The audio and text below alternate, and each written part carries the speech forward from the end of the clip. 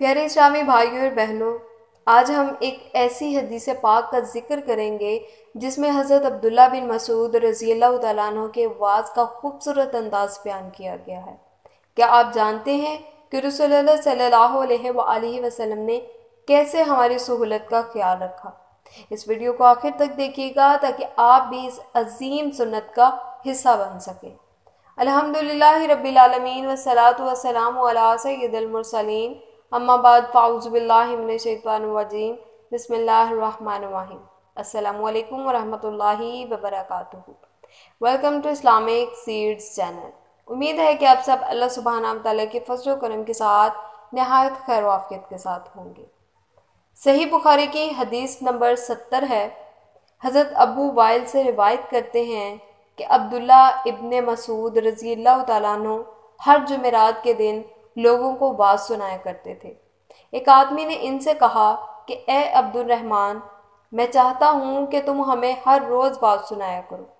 इन्होंने फरमाया, तो सुन लो कि मुझे इस अमर से कोई चीज़ मना है, तो ये कि मैं ये बात पसंद नहीं करता कि कहीं तुम तंग ना हो जाओ और मैं वाज़ में तुम्हारी फुर्सत का वक्त तलाश किया करता हूँ, जैसे कि रसूलुल्लाह सल्लल्लाहु अलैहि वसल्लम इस ख्याल से कि हम कबीदा खातिर ना हो जाएं, वाज़ के लिए हमारे औकात फुर्सत का ख्याल रखते थे।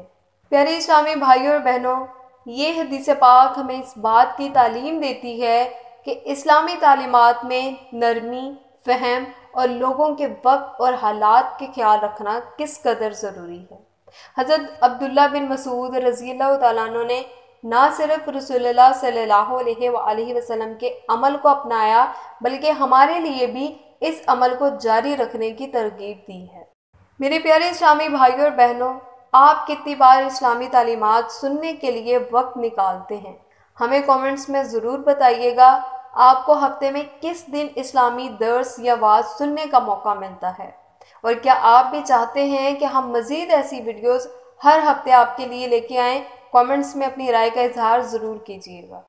प्यारे इस्लामी भाइयों और बहनों, इस हदीस पाक की अहमियत इसमें है कि नबी पाक सल्लल्लाहु अलैहि वसल्लम ने हमें नरमी, हिकमत और सहूलत के साथ दीन की तालीम देने का तरीका सिखाया।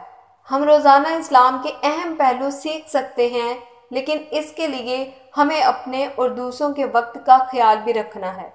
जब आप नरमी और हिकमत से दीन सीखते और सिखाते हैं तो दिलों में मोहब्बत और आसानी पैदा होती है।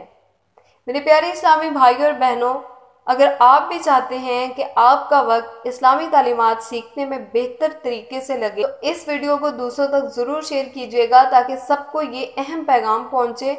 हमें कमेंट्स में बताएं कि आप किस मौजू पर मज़ीद वीडियोज़ देखना चाहते हैं।